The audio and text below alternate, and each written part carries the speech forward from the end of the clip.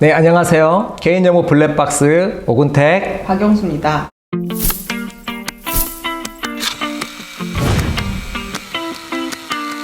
오늘은 개인정보보호법이 2023년 3월에 개정이 되어서 2023년 9월 15일부로 이제 시행이 될 예정인데요.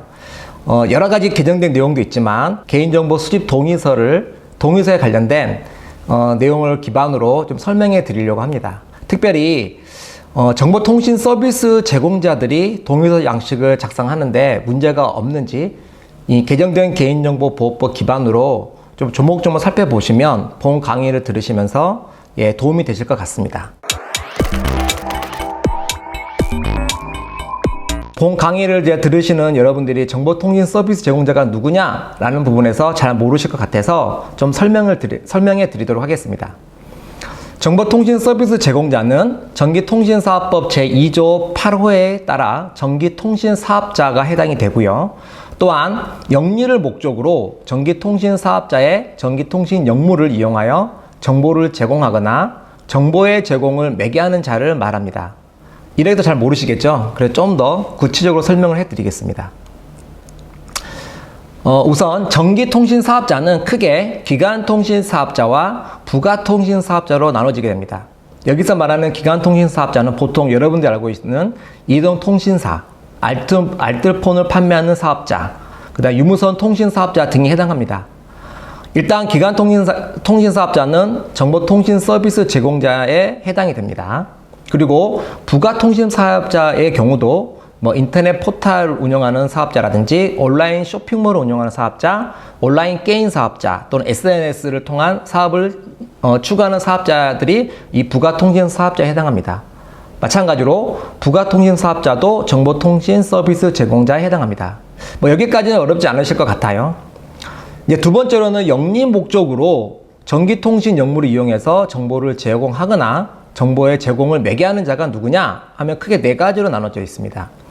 회사, 우리가 알고 있는 일반 회사, 다시 말해서 영리를 목적으로 사업을 하는 회사는 대부분 다 정보통신 서비스 제공자에 해당할 수 있다라는 거고요. 일단은 법인 중에서도 비영리 법인이 있습니다.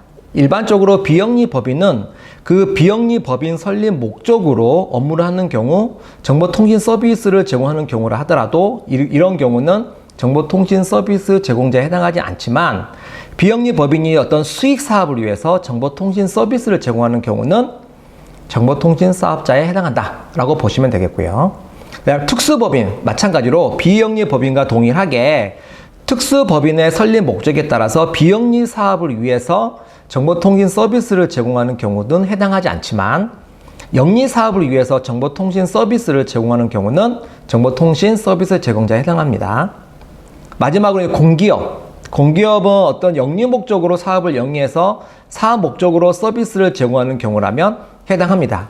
지금 이제 말씀드렸던 내용은 개인정보보호법 법령 및 지침 고시 해설서 보시면 이런 내용들이 나와 있으니까 추가적으로 확인하실 분이 계시다면 한 번 더 공부를 해주시면 좋을 것 같고요. 우리 회사가 정보통신 서비스 제공자에 해당한다라고 한다면 다시 한번 개인정보 수집 동의서 양식을 검토할 필요가 있다. 이 부분을 말씀을 드리려고 합니다. 그래서 본격적으로 한번 말씀을 드려보면 첫 번째, 적용 대상의 변화입니다. 다시 말해서 정보통신 서비스 제공자에 해당했던 특례 조항이 사라지고 이 개인정보 처리자로 통합됐습니다. 보시는 것처럼 기존에 개인정보보호법 39조 3에 개인정보 수집 이용 동의 등에 대한 특례가 있었는데 이번 개정된 개인정보보호법 내에서는 이 특례 조항이 삭제되고 개인정보보호법 15조로 다 통합됐습니다. 이 부분이 가장 핵심적인 사항이기 때문에 기존의 정보통신 서비스 제공자도 이제는 39조의 3으로 보는 게 아니라 2023년 9월 15일 이후로는 15조로 해석을 하고 거기에 따른 개인정보 수집 이용 동의서를 작성해야 된다. 이걸 꼭 기억해 주시면 좋을 것 같습니다. 자, 두 번째, 기존의 정보통신 서비스 제공자의 동의 안내사항입니다.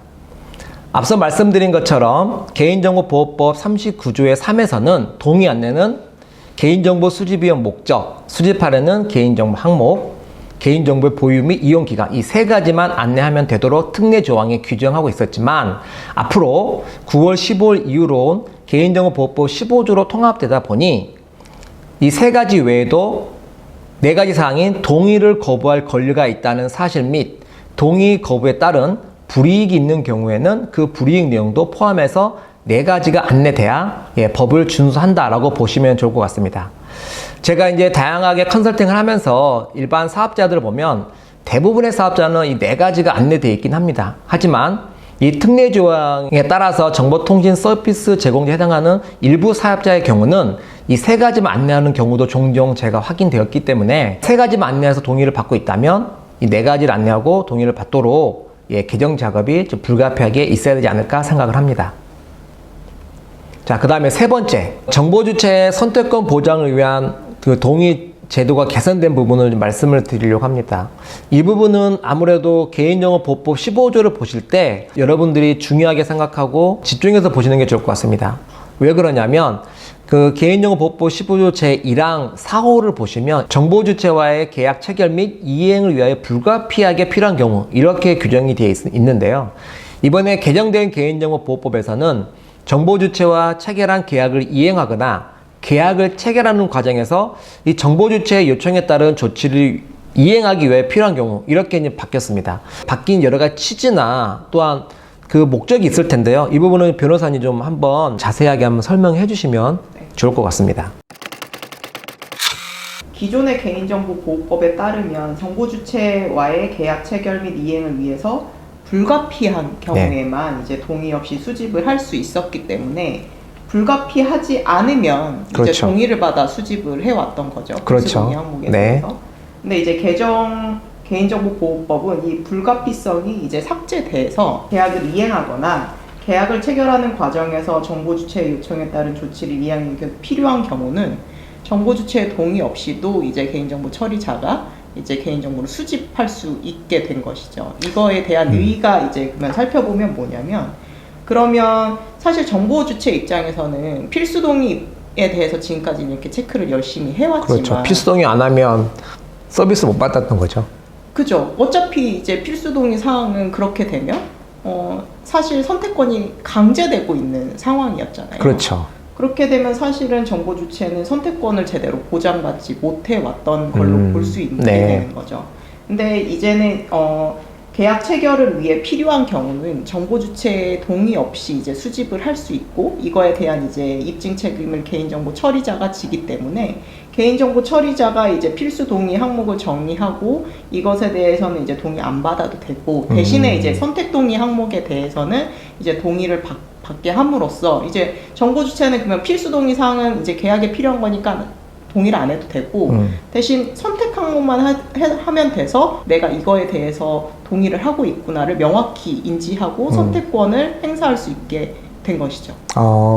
그럼 좀 정리를 해보면 물론 해설사가 나오면 좀 더 명확해지겠지만 기존에는 이제 필수 항목이 개인정보 처리자 입장에서 필수 항목이었고 그렇죠. 이 필수 항목은 정보주체 입장에서는 내가 필수 아닌 것 같은데? 라는 의심이 들다 하더라도 필수 항목을 동의하지 않으면 서비스를 못 받은 그렇죠. 상황이 있었다는 얘기죠.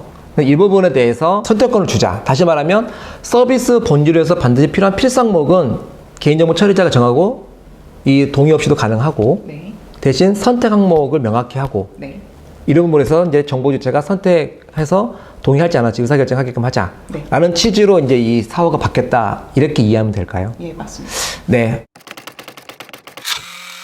자, 그 다음 네 번째 넘어가겠습니다. 네 번째로는 이 구분 동의 사항에 대해서 명확히 하도록 이번에 좀 개정이 됐습니다.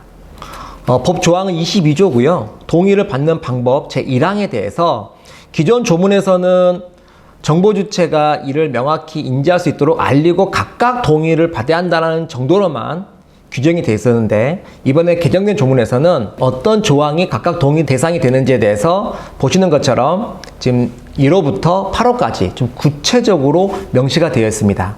그렇다면 여러분들이 현재 지금 작성하고 계시는 개인정보 수집비용 동의서 어떤 서식이라든지 온라인상에서 받고 있는 동의서 부분에서 우리가 각각 동의 조항에 해당하는데 받고 있지 않는 부분이 있다면 다시 한번 살펴보시고 이 부분에 대해서 법을 위반하지 않도록 이 개선 작업을 좀 해주실 필요가 있을 것 같습니다. 그래서 보시는 것처럼 개인정보 수집 이용에 따른 15조 제1항 1호, 그 다음에 제3자 제공에 따른 17조 제1항 1호, 그 다음에 목적의 이용 및 제공에 따른 18조 제2항 1호, 그 다음에 개인정보가 재제공될 때 거기에 따른 별도 동의사항인 19조 제1호, 그 다음에 민감정보 처리에 따른 별도 동의사항인 23조 제1항 1호, 그 다음에 고유식별정보 처리에 따른 별도 동의사항인 24조 제1항 1호, 그리고 이제 마케팅 홍보, 재화나 서비스를 홍보하거나 판매를 권유하기 위해서 이 마케팅 홍보 목적으로 개인정보 처리하는 경우에 대한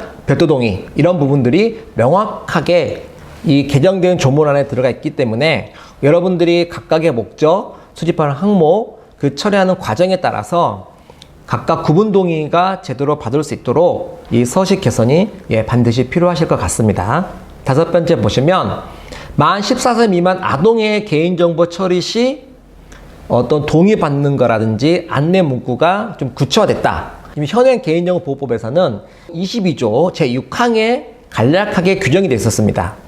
하지만 이번에 개정된 개인정보보호법에서는 22조의 2 아동의 개인정보 보호라는 조항이 신설되어서 한 4가지 항으로 해서 구체적으로 좀 안내되고 있습니다. 이 부분은 원래 정보통신망법에서도 어느 정도 규정하고 있었고 이게 특례 조항을 넘어오면서 어느 정도 인진하고 있었지만 이 조문으로 좀 구체적으로 개정된 부분은 이번에 이제 새롭게 신설됐으니까 여러분들이 좀 잘 살펴보시고 만 14세 미만 아동의 정보를 수집하는 뭐 학원이라든지 어떤 기관 또는 기업에서는 이 조문을 잘 숙지하시고 법을 준수할 수 있도록 노력할 필요가 있을 것 같습니다. 그래서 하나하나 조문을 읽어봐 드리면 일단은 만 14세 미만의 아동의 개인정보 처리할 때는 법적 대리인 동의를 받아야 된다. 이 부분은 기존과 동일하죠.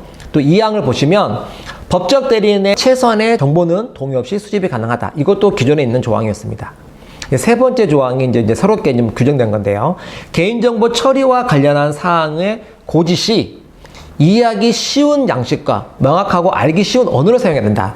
이 내용은 이제 만 14세 미만의 아동이 보기 때문에 이 아동의 관점에서 이해하기 쉬운 양식과 명확하고 알기 쉬운 언어를 사용하는 부분이 필요하다. 굉장히 좀 애매모호한 문구긴 하지만 이 부분에 대해서는 나중에 어떤 해설사가 나오면 다시 한번 저희가 또 설명할 기회를 갖도록 하겠습니다. 그 다음에 동의 및 동의 확인 방법에 대해서는 이 대통령령으로 정한다고 했기 때문에 이거는 시행령에 나오면 다시 한번 저희가 살펴보도록 하겠습니다. 어쨌든 22조의 2항이 새롭게 신설됐다. 이 부분을 여러분들 기억하시고 숙지하시면 좋을 것 같습니다. 마지막 6번째 사항을 좀 말씀을 드리면 이번에 가장 크게 좀 바뀐 부분 중에 하나는 이제 과징금 부과 조항, 개인정보보호법 64조의 이 조항이 좀 신설된 부분입니다. 왜 이 부분을 제가 가지고 왔냐면 기존에 여러분들이 개인정보 수집, 이용, 제공에 따른 동의서를 작성하실 때 일단은 15조 제1항을 위반할 때는 5천만 원의 과태료 조항만 있었고요. 15조 제2항을 위반할 때는 3천만 원의 과태료 조항만 있었습니다. 하지만 이제 개정된 개인정보보호법으로 넘어오게 되면 이 과징금으로 굉장히 개인정보 처리자의 부가가 굉장히 과중하게, 다시 말해서 회사 입장에서는 양식서를 잘못 만들어서 개인정보보호법 15조 제1항을 위반했다고 판단된다면 기존에는 과태료만 부과됐지만 앞으로는 이 과징금이 부과될 수 있다 라는 겁니다. 그렇기 때문에 회사 입장에서는 이 책임의 소재가 굉장히 커졌다. 그래서 회사 입장에서는 지금 법이 시행되기 전에 다시 한번 여러분들이 운영하시는 동의서 서식을 꺼내놓고 보시면서 뭐가 잘못됐나? 잘못된 건 신속하게 고치자라는 관점에서 여러분들이 노력을 해주셔야 될 것 같고, 지금 제가 이제 여러분들 보기 편하게 뭐 15조, 그 다음에 17조, 18조, 23조, 24조 각각의 조항을 위반했을 때 되는 과태료 조항, 과징금 조항, 그 다음에 벌칙 조항을 이렇게 표시해 놨는데요. 앞으로는 이 부분이 이제 과징금까지도 추가돼서 여러분들이 잘못했을 때 처벌 조항이 좀 강화된다. 이 부분을 말씀을 드리고 싶고요. 법 조항이 바뀐 게 굉장히 많지만 개인정보 수집 이용 동의 양식 관점에서 여러분들이 좀 조목조목 살펴봐야 될 그 법 조항을 다시 한번 정리해서 말씀을 드렸으니 조금이나마 도움이 되셨으면 좋겠고요. 저희가 이제 시작한 지 얼마 안 돼서 여러분들의 관심이 필요합니다. 여러분들이 강의가 좋았다면 꼭 좋아요, 구독 부탁드리겠습니다.